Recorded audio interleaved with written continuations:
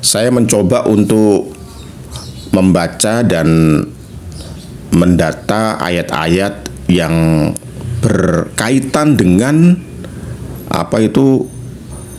peristiwa-peristiwa apa yang akan terjadi pada hari kiamat.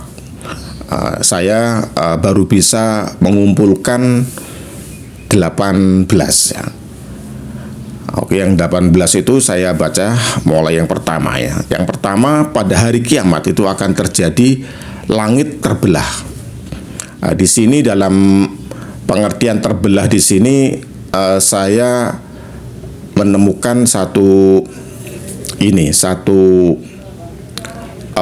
pemahaman dalam terjemahan bahasa Inggris. Yang dimaksud dengan terbelah di sini adalah terbelahnya itu bukan sekedar terbelah jadi dua, tetapi terbelah, robek ya. Jadi break apart ya, itu bahasa Inggrisnya diterjemahkan break apart, itu robek dan kocar kacir begitu.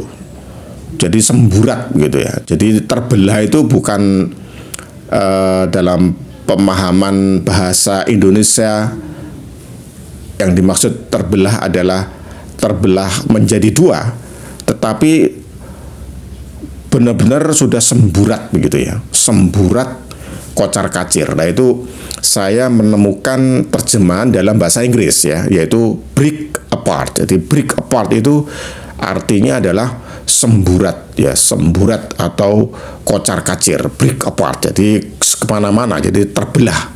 Nah, kalau dalam bahasa Indonesia kedengarannya kurang kuat kan ya. Kalau diartikan terbelah dan semburat gitu kan akan menjadi kuat ya. Nah, ini yang saya maksud ya. Kemudian yang nomor 2, bumi diguncang. Nah, bumi diguncang. Nah, ini saya menemukan di surat Al-Zalzalah ya, diguncang. Di sini pengertian diguncang dalam tafsir bahasa Inggris ya. Saya menafsirkan dalam bahasa Inggris yang maksud diguncang itu adalah bukan diguncang seperti guncangan biasa ya, grek-grek-grek gitu ya, tetapi guncangannya ini ke kiri, ke kanan, ke atas, ke bawah, depan, belakang. Jadi dikocok maksudnya ini, diguncang.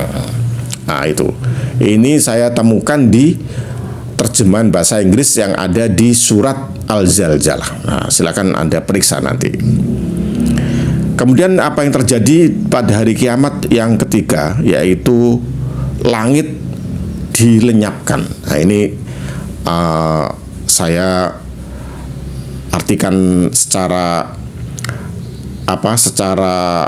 bahasanya saja ya. Jadi langit dilenyapkan dalam pengertian lenyap ya. Lenyap artinya kemungkinan ya, tidak ada langit gitu ya, atau tidak ada, lenyap ya. Kalau dalam pengertian bahasa Indonesia lenyap gitu ya, atau tidak ada cahaya atau seperti apa ya, lenyap dalam pengertian mati gitu ya, lenyap, nggak ada.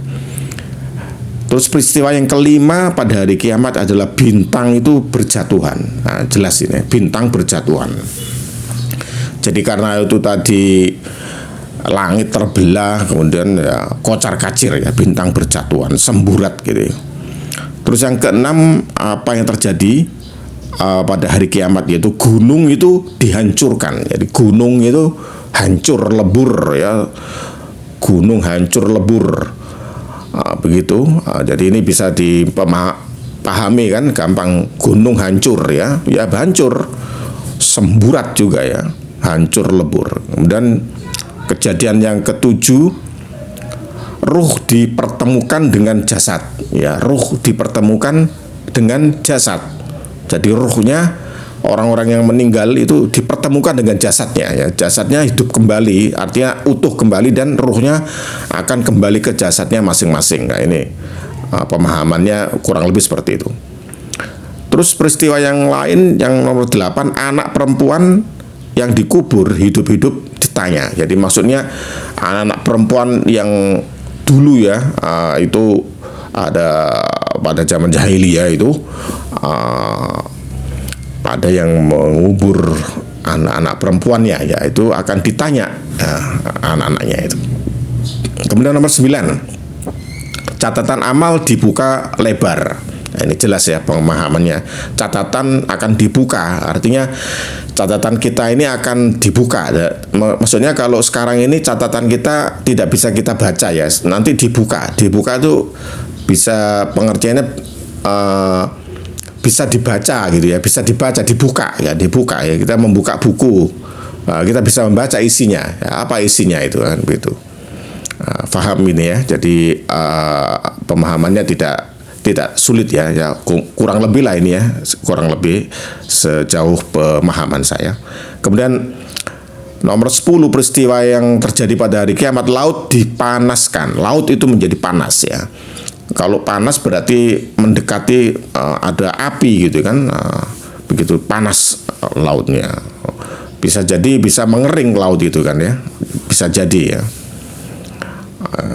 Wallahu alam ya. Nomor 11, binatang liar dikumpulkan ya, binatang liar dikumpulkan. Ini dalam satu riwayat binatang liar dikumpulkan, yaitu nanti akan diadili ya. Yang pada waktu di dunia ada binatang buas nyeruduk yang tidak buas dan melukai, dan akhirnya itu akan dipertanggungjawabkan oleh masing-masing binatang tersebut ya. Jadi maksudnya binatang saja dihisap gitu kan, ibaratnya dihisap dalam pengertian itu harus mempertanggungjawabkan apa yang dilakukan pada saat di dunia, apalagi kita ya manusia. Ayat nomor 12, manusia berterbangan seperti laron yang terbang. Jadi manusia ini semburat kayak laron gitu. Kita melihat laron pada malam hari itu kan. Laron biasanya malam hari ya, biasanya ada lampu itu kan, semburat seperti itu ya. Kita bayangkan seperti itu. Nah, ini hanya gambaran ya, jadi tidak sesuai dengan aslinya. Nanti pada hari kiamat kita hanya mendeskripsikan dari kata-katanya ini, kata-kata atau bahasa yang sejauh saya fahami. Jadi manusia berterbangan artinya itu ada di atas seperti laron gitu ya. Kemudian yang ke-13, gunung berhamburan ya. Tadi gunung itu hancur dan berhamburan ya. Itu yang ke-13 jelas ya maknanya, ini jelas gunung berhamburan.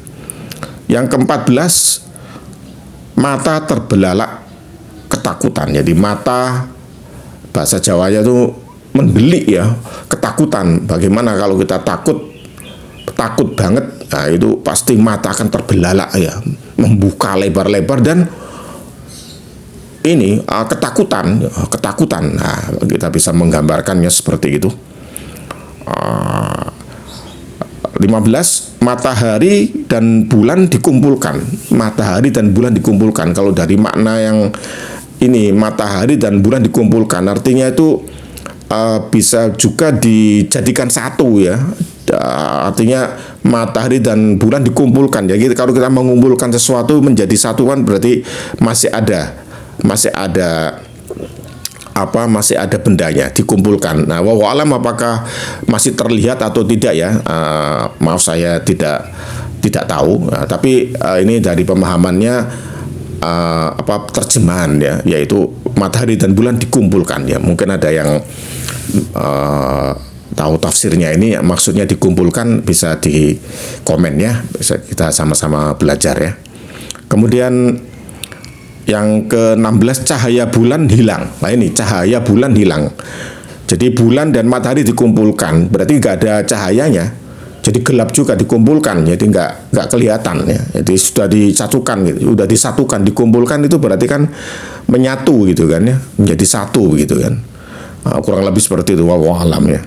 Terus yang ke-17, peristiwa yang terjadi pada hari kiamat adalah bumi dan gunung dibenturkan dengan sekali benturan. Jadi bumi sama gunung dibenturkan. Jadi bumi dan gunung dibenturkan. Ya, ini ada di dalam Al-Quran ini ya. Jadi bumi dan gunung dibenturkan. Nah, kemudian yang terakhir 18 ini dari data-data yang saya baca ya, pasti lebih banyak lagi tapi belum saya gali lagi, insya Allah next ya. Yang terakhir 18, anak kecil rambutnya beruban ya. Ini dalam satu riwayat anak kecil rambutnya beruban, ini menjadi putih ya, menjadi abu-abu gitu, beruban. Uban itu biasanya agak keabu-abuan gitu ya, jadi beruban. Apa ini karena ketakutan atau seperti apa, wallahu alam ya. Tapi anak kecil rambutnya beruban ya. Biasanya kalau orang beruban itu kan orang yang sudah dewasa, yang sudah tua itu beruban. Tapi anak kecil itu beruban. Masya Allah ya, apa yang terjadi pada hari kiamat. 18 peristiwa yang saya gali, mungkin ada yang lebih tahu bisa menawi nomor 19, 20 dan seterusnya ya. Kita maksudkan ini untuk supaya kita menjadi bekal iman kita kepada Allah Subhanahu wa taala dan ada rasa takut ya, ada rasa takut di hari kemudian nanti. Wallahu a'lam.